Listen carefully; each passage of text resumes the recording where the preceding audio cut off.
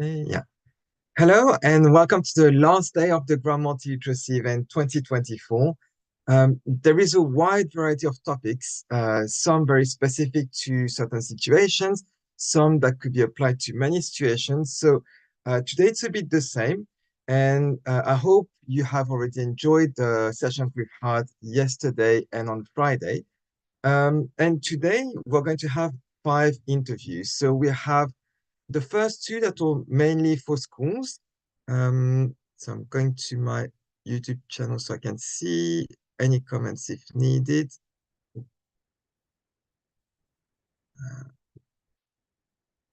oh, yeah, that's fine. Sorry. So we have the first two sessions that are for schools, and we're going to speak first to Sufia Amin, who is the assistant head teacher of a primary school in London. Um, uh, and where she has introduced multilingualism as a school subject, like math, English, etc. And then we'll be talking to Dr. Bijaya Jacques Babik and Dr. Smith Benyaya, who are the president and vice president of the association Bilingue Plus in France. And we see what they're doing as well to try to include or to bring in every school in France multilingualism, so the students' languages and cultures.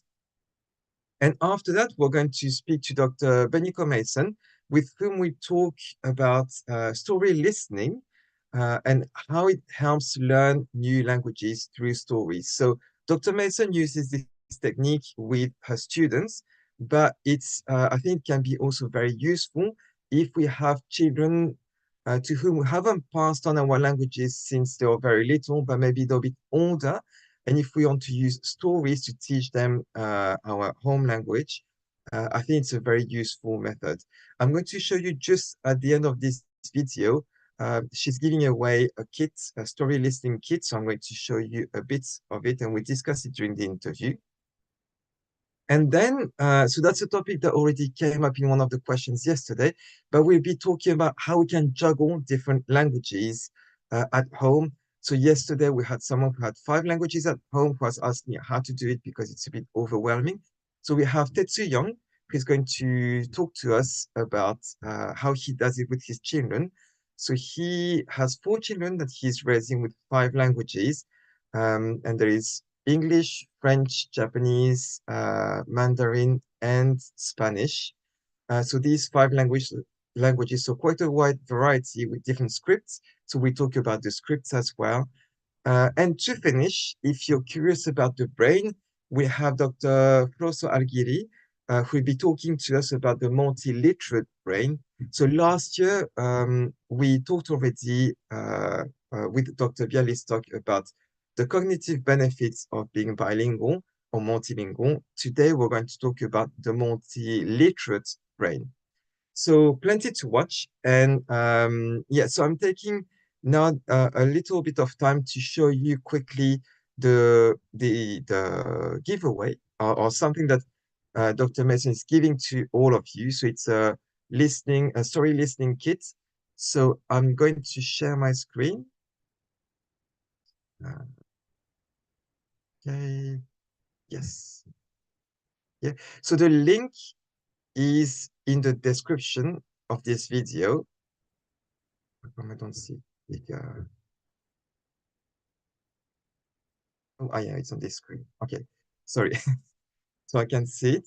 So yes, so you have on her website about story listening, you have a kit, so you can click here on individual story listening kits. You can go to or if you click, it brings you back to the bottom of the page where you have the different kits. So it's different stories with a kit. So it contains the story, it contains also the story written, but also what's great is to see how much of the word is comprehensible. She uses it with her students, so it might be a bit different with your children. They might know more or less, but you can see. But it's from A1 level, so it's quite understandable even from a low level or when you start. So the stories that are longer, shorter. I just downloaded one yesterday called The Spoiled Girl. It's a bit more than 1,000 words, so it's not too long, but it's long enough to be a proper story. And then there is a sheet in the pack where you can have synonyms, etc. So that's more for teachers, or for you as well. If you don't speak the language very well, you can see some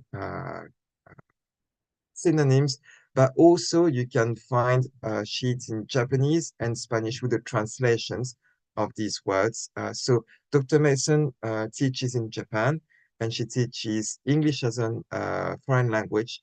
So it's mainly for students learning English, but you can adapt this technique to anyone. So yeah, so plenty to watch. I'm going to see you back at 10:15 to with our first session. So for schools and with Sophia Amin to talk about how she included multilingualism as a school subject and the impact it has had on her students. I see you very soon and have a nice day. Bye.